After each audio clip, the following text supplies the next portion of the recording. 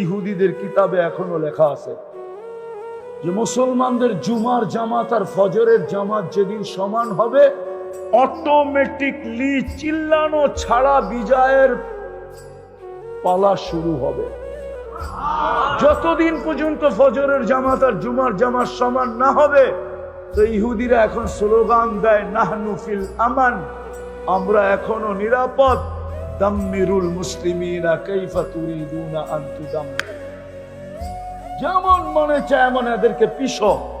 প্রমাণ দিমু জানতো দুইটা জাতিসংঘের যুদ্ধের পর থেকে নিয়ে এই পর্যন্ত দুইটা জাতিসংঘের সম্মেলন হয়েছে সারা দুনিয়ার প্রধানকে নিয়ে।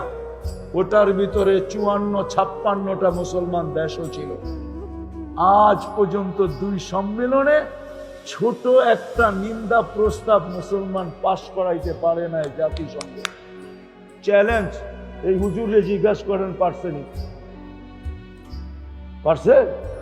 হ্যাঁ না, আপনার ফেসবুকে আছে, দেখেন আসেনি খুঁজা। ছোট একটা নিন্দা প্রস্তাব পাশ করতে পারে না।